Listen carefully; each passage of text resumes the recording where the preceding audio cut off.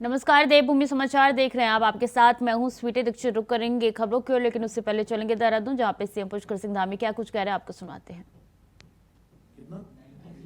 अच्छा 93। घर में कौन कौन है? मम्मी पापा भाई। अच्छा, भाई छोटा है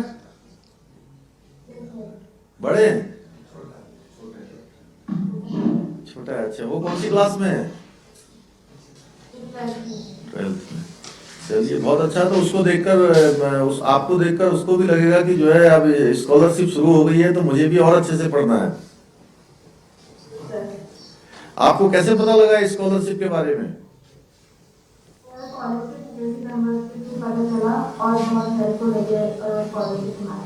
अच्छा, कब? इसी साल से शुरू हुई कि पहले से चलती थी ये? अच्छा, किसने शुरू करी?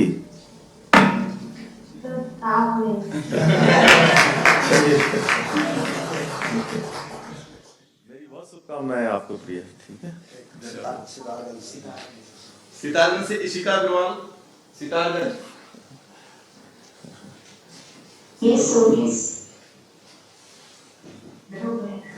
बोलिए इशिका जी, नमस्ते। नमस्ते सर। कहाँ पर घर है आपका? सर सितारगंज। सितारगंज में कहाँ? Sir Kichha road Sitarganj. अच्छा, आप कौन सी फैकल्टी में हैं? Sir government degree college Kichha road Sitarganj. ये जो स्कीम शुरू हुई है, ये स्कॉलरशिप वाली, ये सभी को पता चल गया वहां पर कि गवर्नमेंट ने इस बार ये स्कीम शुरू करी है? क्यों शुरू करी है? Sir promote the students for further studies or to motivate the students. बहुत बढ़िया। चलिए अच्छा है। तो कितने परसेंटेज था आपका? सर 89.6। अच्छा, कौन सी फैकल्टी में हैं आप? साइंस, आर्ट, कॉमर्स, किस में है? Sir commerce. कॉमर्स में। आप लोगों का महाविद्यालय वही जो सिटकुल वाली रोड पर है, वही है ना? बिल्कुल।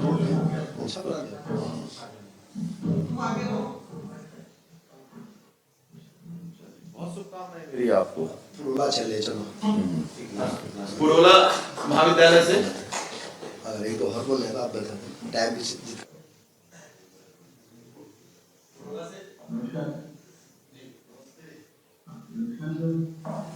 बात कीजिए सर।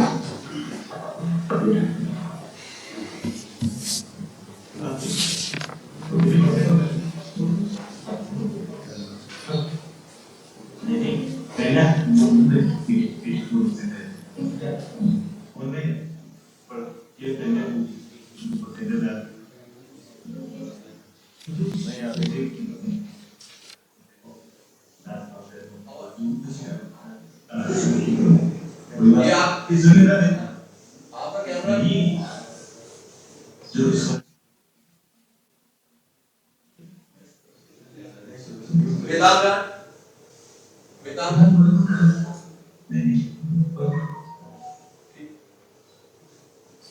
धन्यवाद सर।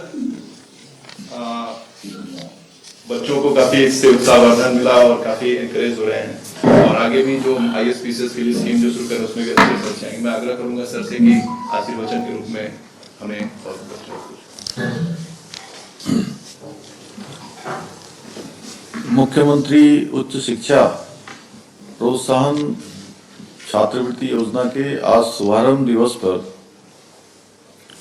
उच्च शिक्षा को लगातार प्रदेश के अंदर उसके उन्नयन के लिए, उसको आगे बढ़ाने के लिए, सभी छात्रों के समग्र विकास के लिए अपना योगदान देने वाले हमारे उच्च शिक्षा मंत्री आदरणीय डॉक्टर धन सिंह रावत जी, और जिन्होंने अपना संपूर्ण जीवन शिक्षा को समर्पित किया, और अभी हमारे उच्च शिक्षा विभाग में पूरे इसके उपाध्यक्ष के नाते काम करते हैं, और लंबे समय तक जिनकी सेवाएं रही हैं, अपने शिक्षा देने का काम उन्होंने छात्रों को किया है, छात्राओं को किया है, आदरणीय डॉक्टर देवेंद्र भसीन जी, उच्च शिक्षा के सचिव श्री शैलेश बगोली जी, अपर सचिव उच्च शिक्षा आशीष जी, CD सूटा जी एवं सभी हमारे यहाँ पर बैठे हुए शिक्षा विभाग, उच्च शिक्षा विभाग के सभी अधिकारीगण,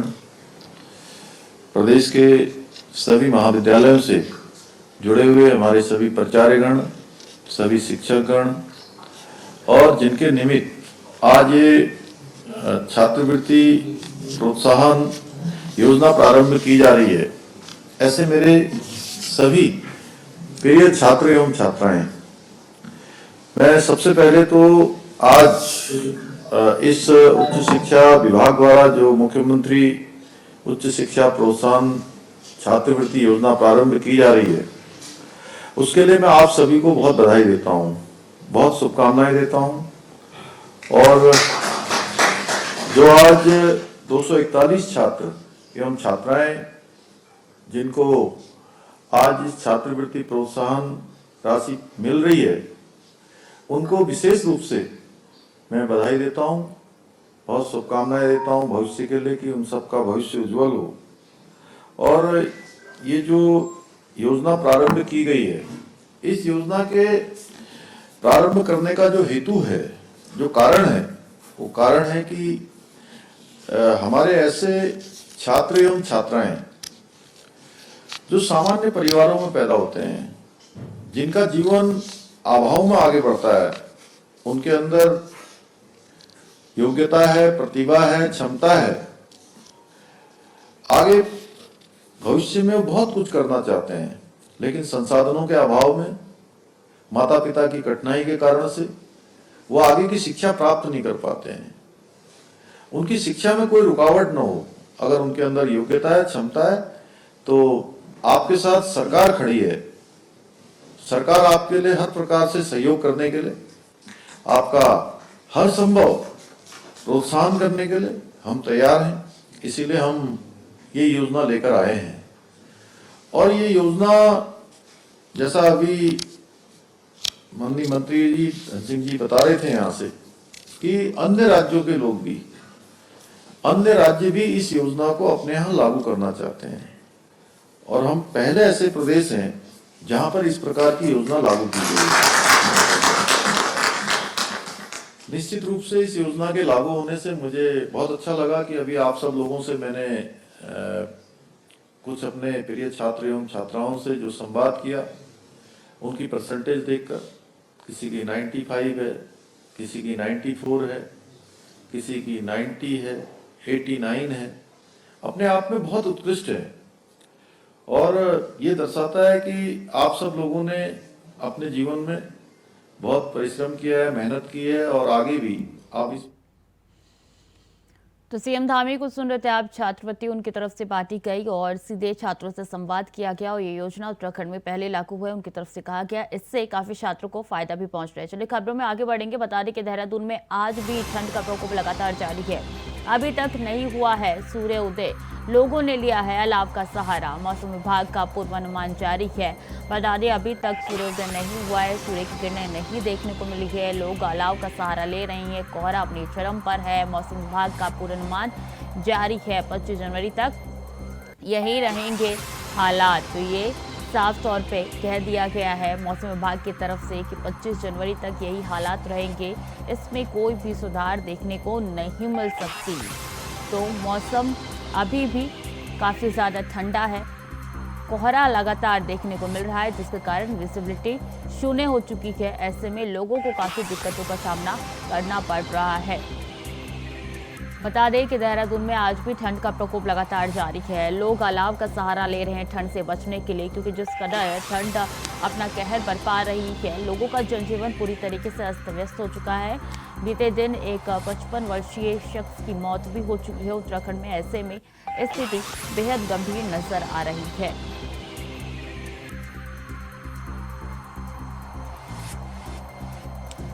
तो आज भी सूर्योदय नहीं हुआ है। तस्वीरें आपकी टीवी स्क्रीन पर किस तरीके से ठंड जो है वो उत्तराखंड में बढ़ रही है।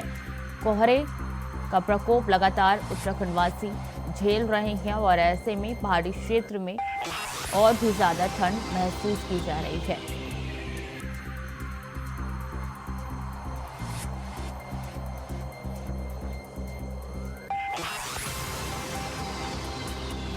लोग अलाव का सहारा ले रहे हैं इस ठंड से बचने के लिए। ऐसे में आपको बता दें कि मौसम विभाग का पूर्वानुमान जारी है। मौसम विभाग ने पहले ही कह दिया था कि जरूरत ना पड़ने पर आप घरों से बाहर ना निकले और इस तरीके की ठंड आगे भी रहने वाली है। 25 जनवरी तक कहा जा रहा है कि यही हालात रहेंगे, ठंड कम नहीं होगी, कोहरे का प्रकोप भी लगातार झेलना पड़ सकता है।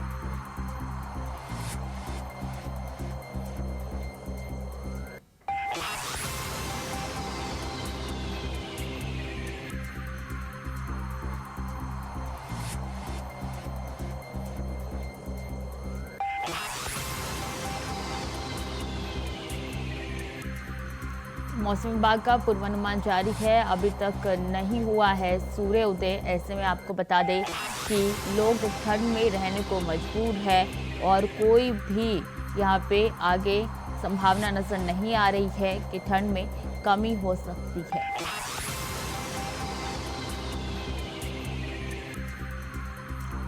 अभी तक सूर्य की किरणें नहीं देखी जा रही हैं। तस्वीरें आपकी टीवी स्क्रीन पर किस तरीके से कोहरा पड़ा हुआ है और बता दें कि जिसकी वजह से जीवन जो है वो अस्त व्यस्त हो चुका है। लोग अलाव का सहारा ले रहे हैं, कोहरा अपने चरम पर है। मौसम विभाग ने साफ तौर पे कह दिया है कि आने वाले 25 तारीख तक कोई भी ठंड से निजात नहीं मिलेगी, इसी तरीके से कोहरा रहेगा।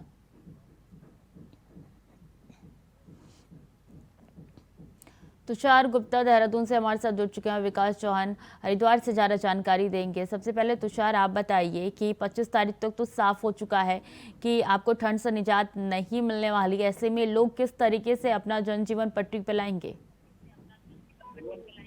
देखिए, बिल्कुल अगर बात की जाए मौसम विभाग की, तो मौसम विभाग ने पूर्वानुमान किया है कि जनवरी माह में कोई बरसात नहीं होने वाली। तो इससे साफ हो जाता है कि जो सूखी ठंड है वो लोगों को सताती रहेगी जनवरी माह में।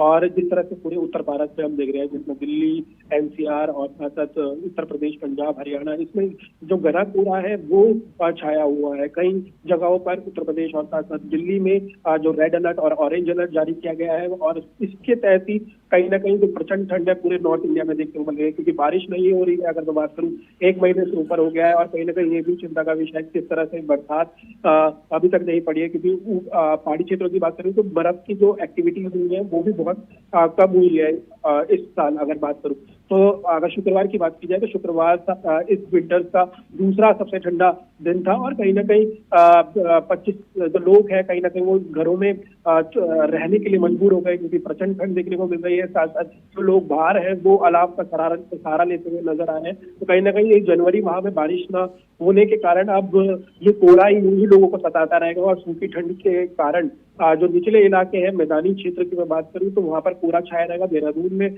फिलहाल अगर मैं बात करूं 11:30 बजे करीब धूप निकली है, तो कहीं ना कहीं लोग अभी फिलहाल फिलहाल खुलने लगा है। लेकिन हरिद्वार, जयसिंह नगर, नैनीताल में अभी फिलहाल जो धूप और साथ साथ जो धूप की एक्टिविटी है वो फिलहाल कम है, और बारिश की जो आशंका जताई गई है वो जनवरी माह में जताई गई है। तो कहीं ना कहीं ऐसा लगता है कि पूरे जनवरी में ही हमें इस तरह का कोहरा देखने को मिलेगा।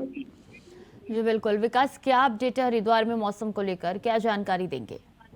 देखिए, पिछले दिनों से लगातार जो मौसम का हाल है वो लगातार ठंड का प्रकोप है वो लगातार बढ़ता जा रहा है। अगर हम कल रात के विशेष तौर पर बात करें तो कोहरा इतना घना था कि यहाँ पर पूरे हरिद्वार जिले में मानो जिस तरह से वर्षा हो रही हो, इस तरह का क्योंकि 6 बजे के बाद से ही ये पूरा कोहरा तो बरसने यहाँ पर हो गया था, वो जिसके कारण लोग अपने घरों में समय से पहले ही घर में घुसने को मजबूर हो गए थे, और जगह जगह अलाव यहाँ पर देखने को मिल रहे थे। लोग अलाव का सहारा यहाँ पर लेते हुए दिखाई दे रहे थे, तो घरों में हीटरों का सहारा लोग लेते हुए यहाँ पर जरूर दिखाई दे रहे थे। तो कह सकते हैं कि पूरा जिस तरह से मौसम विभाग ने अलर्ट भी जारी किया हुआ है, उसके बाद भी लगातार जिस तरह से कोहरा लगातार बना हुआ है, और आज भी जो सूरज है वो अभी तक नहीं निकल पाया है। और अगर हम बात करें विशेष तौर पर जिला प्रशासन की, तो उसके आदेश यहाँ पर जारी हुए हैं, क्योंकि अलर्ट एक बार फिर से जारी हुआ था हरिद्वार के लिए। तो उसके बाद जो जिला प्रशासन है उसने स्कूलों की छुट्टी यहाँ पर एक दिन और बढ़ा दी थी। तो कह सकते हैं कि अभी भी लगातार कोहरे की जो बर्फ है वो हरिद्वार में यहाँ पर बनी हुई है लगातार। जी बिल्कुल। तुषार, अगर बात की जाए तो पिछले दिनों बर्फबारी हुई थी, क्या उसके बाद से दोबारा बर्फबारी देखने को मिल रही है देवभूमि में? देखो बुधवार को अगर मैं बात करूं तो बुधवार को थोड़ी बहुत एक्टिविटी दिन के बाद देखने को मिली, और 17 और 18 का जो मैं बात करूं तो उसमें मौसम विभाग ने पहले से अलर्ट दे रखा था कि ये हल्की बर्फबारी पहाड़ी क्षेत्रों में देखने को मिल सकती है। और बुधवार दिन के बाद जो औली है, बद्रीनाथ है, चारों धामों की मैं बात करूं, साथ साथ चमोली क्षेत्र, उत्तरकाशी और पिथौरागढ़ के जो उचले इलाके हैं 3000 फीट से अत्यधिक, उनमें बर्फबारी, हल्की बर्फबारी देखने को मिली है। लेकिन जिस तरह की जो सीजन में 10 दशक, अगर मैं 1 दशक की बात करूं तो इनमें कोई जो इस वक्त था वो उसमें बर्फबारी से कहीं ना कहीं जो पूरे पर्वत थे वो लबालब भरे हुए मिलते थे। लेकिन 8-10 साल बाद ऐसा देखने को मिल रहा है कि बहुत ही कम जो बारिश और साथ साथ बर्फबारी की जो एक्टिविटी है वो पहाड़ी क्षेत्रों में देखने को मिल रही है। लेकिन जिस तरह से बुधवार के बाद जब मौसम बदला है तो कहीं ना कहीं जो देहरादून का मौसम भी है और साथ साथ जितना भी पर्वतीय क्षेत्र है, क्योंकि इससे पहले जो धूप है वो समय पर निकल रही थी, लेकिन अगर मैं बात करूं बुधवार के बाद से, क्योंकि शुक्रवार साल का सबसे दूसरा ठंडा दिन रहा है उत्तराखंड के लिहाजे से, तो कहीं ना कहीं बहुत अभी फिलहाल जो एक्टिविटी है पूरे जनवरी माह में देखने को नहीं मिल रही है बरसात और बर्फबारी की। और अगर बात की जाए तो कोहरे की चादर यूं ही सताती रहेगी, और उसके बाद बुधवार के बाद अगर मैं बात करूं तो बर्फबारी जरूर हुई है उसके बाद, लेकिन ठंड और शीतलहर अत्यधिक बढ़ गई है। जी बिल्कुल, अगर हरिद्वार की बात की जाए तो क्या हरिद्वार में प्रशासन की तरफ से इंतजाम है इस ठंड को देखते हुए? विकास, देखिए, जिला प्रशासन ने अपनी तरफ से जिस तरह से लगातार ठंड का प्रकोप बढ़ता जा रहा है, अलाव की व्यवस्था अलग अलग स्थानों पर यहाँ पर की है। जिस तरह से अगर हम बात करें हरकी पैड़ी और उसके आसपास के जो क्षेत्र हैं जहाँ पर काफी लोग यहाँ पर श्रद्धालु क्योंकि आते हैं, वहाँ पर व्यवस्था यहाँ पर अलाव की गई है। साथ ही जो अन्य स्थान है, चाहे रेलवे स्टेशन, बस स्टैंड या जो मुख्य चौराहे जहाँ पर जो लोगों की भीड़ या जो लोग जिस तरह से पुलिस वाले ड्यूटी यहाँ पर करते हैं पुलिसकर्मी, तो वहाँ पर भी अलाव की व्यवस्था की गई है। साथ ही साथ क्योंकि धर्म के हरिद्वार है तो यहाँ पर भिक्षुकों की संख्या काफी ज्यादा है, जिनको ठंड से बचाने के लिए भी जो नगर निगम है उसकी तरफ से यहाँ पर बाकायदा चौराहों पर और जो खाली स्थान है वहाँ पर टेंट की व्यवस्था की गई है ताकि उनको भी इस ठंड से बचाया जा सके, और साथ ही अलाव की व्यवस्था उन स्थानों पर भी की है। कह सकते हैं कि अस्थायी तौर पर यहाँ पर जो कैंप उनके लिए बनाए गए हैं गरीब तबके के लोगों के लिए, जो ठंडी हवाएं हैं उससे कहीं ना कहीं बच सकें। तो कह सकते हैं जिला प्रशासन लगातार पूरे जिले भर में अलग अलग स्थानों पर अलाव की व्यवस्था कर रहा है। वहीं जहाँ स्कूलों में खास करके लोगों को ये हिदायत दे रहा है कि जहाँ तक हो सके वो लोग सभी लोग घरों में रहें और अति आवश्यक होने पर ही घर से बाहर निकलें।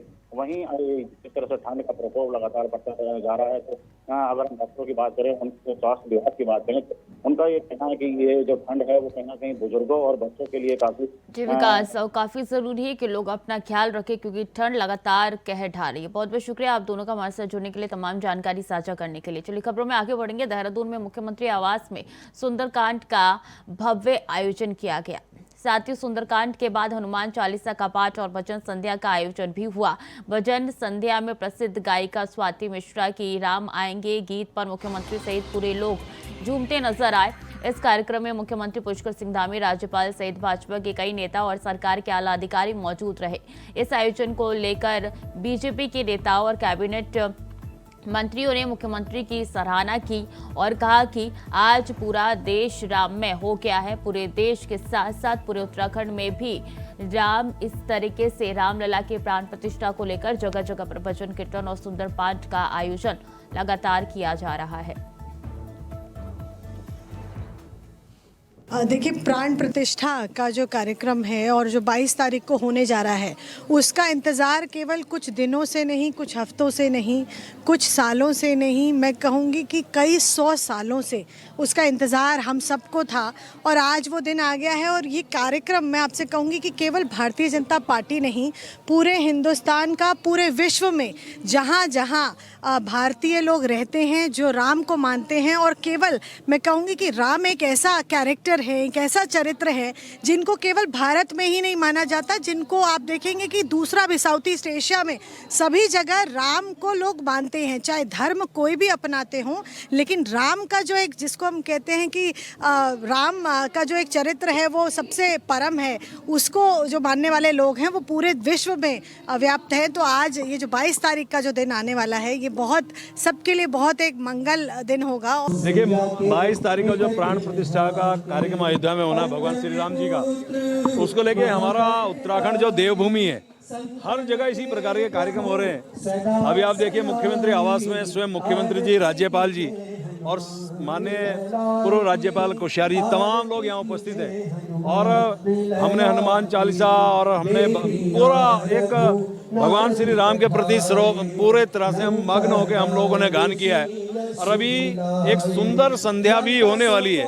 आप मानिए कि हमारे पूरे उत्तराखंड के अंदर इसी प्रकार के कार्यक्रम सब जगह हो रहे हैं, हर क्षेत्र में हो रहे हैं। मेरे निकायों में भी सभी जगह इसी प्रकार के कार्यक्रम, सांस्कृतिक संध्या, सांस्कृतिक का कार्यक्रम लगातार चल रहे हैं, क्योंकि हर व्यक्ति के भगवान श्री राम है और भगवान श्री राम सबके हैं। सब लोग, पूरी जनता में उत्साह है, लोगों में खुशियां हैं। आज लोग खुशियां बांट रहे हैं, खुशियां मना रहे हैं और 22 तारीख का इंतजार कर रहे हैं कब वो 22 तारीख आए। हम भगवान श्री राम के जो वर्षों पहले हम लोगों ने सोचा था और कल्पना की थी, वो सपना साकार हो रहा है।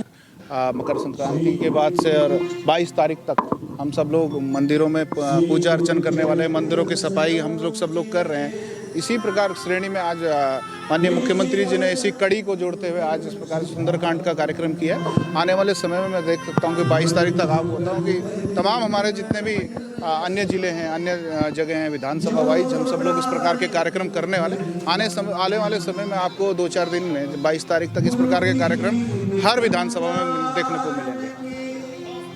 है राम के वजूद पे हिंदुस्तान को नाज, अहले नजर समझते हैं उनको इमाम हिंद। मुस्लिम समाज के स्कॉलर्स ने जिन्हें इमाम का खिताब दिया हो, मुझे लगता है उनकी जितनी तारीफ बयान की जाए उतनी कम है। आज माननीय मुख्यमंत्री जी के आवास पर जो कसीदे पढ़े जा रहे हैं भगवान श्री राम की शान में, मुझे लग रहा है उसमें हम सब शामिल हैं और देश का मुसलमान आज भगवान श्री राम के इस खूबसूरत जो प्राण प्रतिष्ठा कार्यक्रम है उसमें सम्मिलित है। हाँ, ये जरूर है कि कुछ लोग नफरत की दुकान चलाने की कोशिश कर रहे हैं, वो अभी भी देश को बांटने की साजिश कर रहे हैं, लेकिन मुस्लिम समाज पूरी तरह से एकजुट है। देखिए, आज पूरा देश राममय हुआ है और अगर हम उत्तराखंड की बात करें तो कोई गांव डांडी कांडी ऐसा नहीं बचा है जहां राम धुन आपको सुनाई नहीं दे रही है। घर घर जाके अक्षत वितरण का कार्यक्रम हमारा जो विचार परिवार है, भाजपा परिवार है, सब लोग कर रहे हैं और इतना भावात्मक जो रिएक्शन सबका मिल रहा है।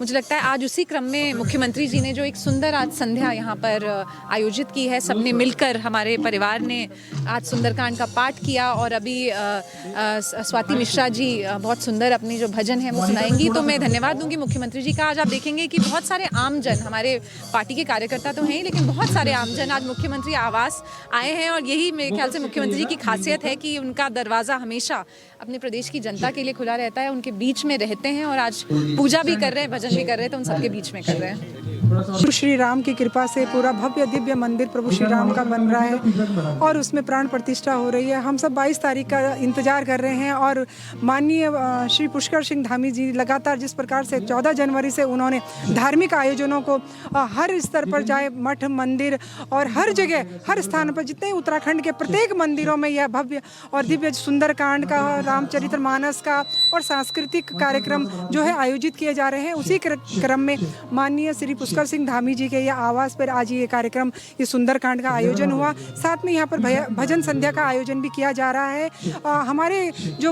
हमारे प्रभु श्री राम की, जो हमारे राम राज्य की जो कल्पना, जो राम राज्य, जो हमारा राम राज्य कैसा था, वो आज पूरा सपना आज साकार हो रहा है।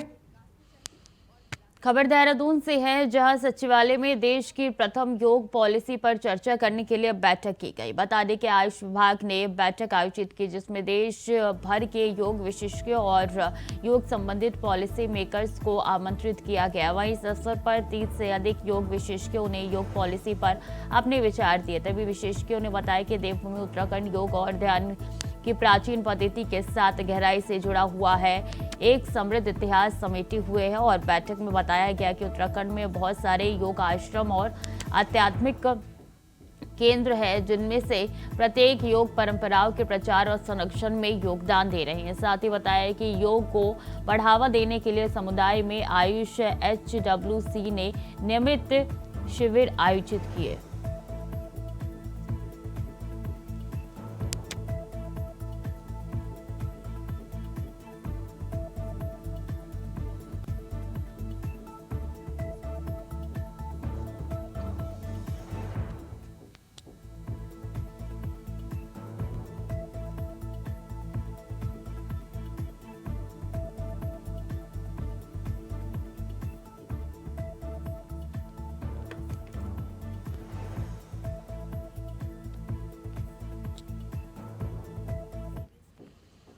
तो फिलहाल के लिए देवभूमि समाचार में इतना ही। खबरें लगातार जारी है, देखते रहें इंडिया वॉइस।